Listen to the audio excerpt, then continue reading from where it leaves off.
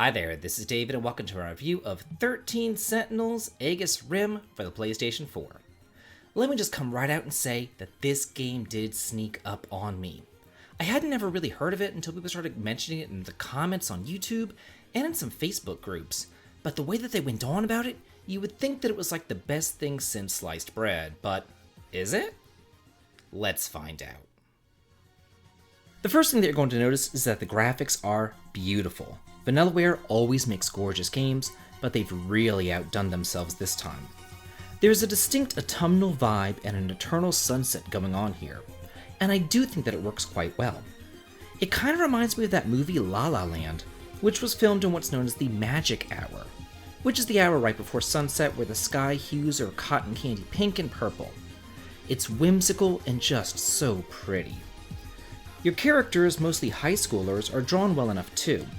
They all look like little sailor scouts running around, except for Nurse Big Boobs, who appears everywhere and has her arms eternally crossed to ensure that her tits defy gravity.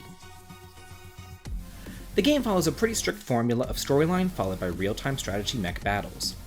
But good luck actually following along with what's happening in the story, because it can be pretty convoluted. Even if you're glued to your chair and you're playing the game for hours at a stretch, it's still hard to figure out what the hell is really going on, and I know that I'm a dirty American, but it certainly doesn't help me follow the story when they use Japanese names along with honorifics.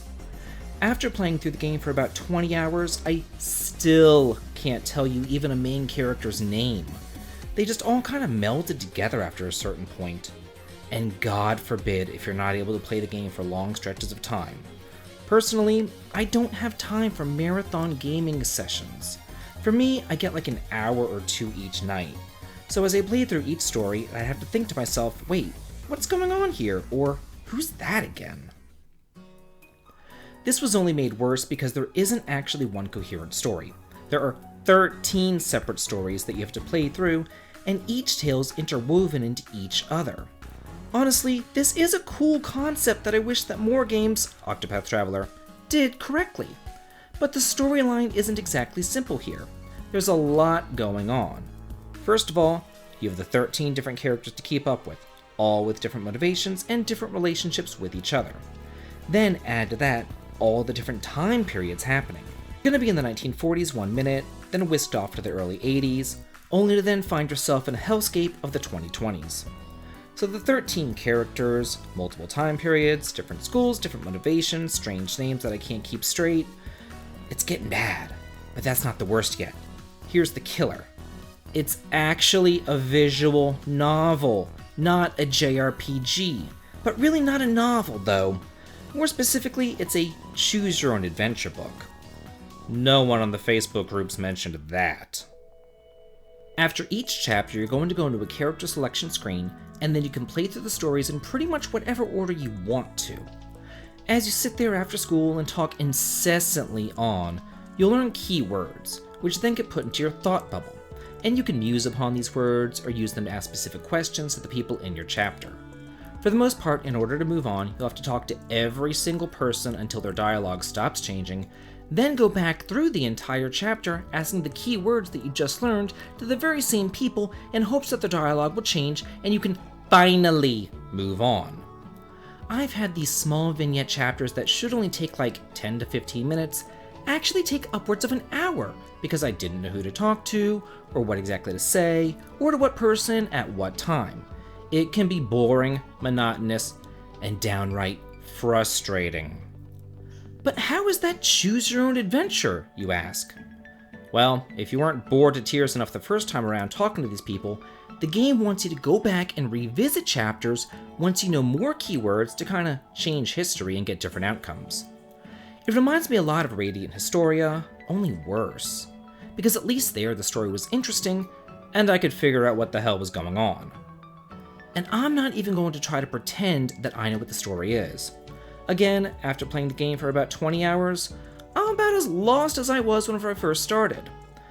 Basically, there's a bunch of high schoolers who pretty much hate each other running around making bad movie references to E.T. and War of the Worlds, and then for whatever reason they're chosen by a Sentinel, which they have to fight in naked, because Japan. There's 13 characters and 13 Sentinels, and at the end of each chapter you're thrust into a real-time strategy battle, which are essentially just tower defense games. You have to defend your pillar from the enemies while defeating the opposing team's pillar.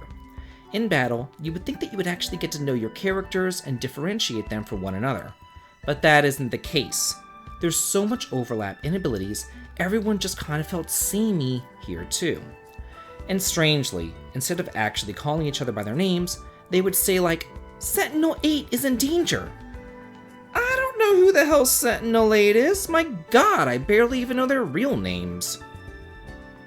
Maybe if you're a fan of visual novels, or if you've nothing going on and you can truly dedicate a good, long chunk of time to analyze the game's story, this could be interesting to you. Or maybe you'll like it if you just like real-time strategy games, but I don't, and this is me. And it's my review, and I did spend a lot of time wanting to like it, trying to like it, because everyone in the comments and on Facebook said it's like the second coming.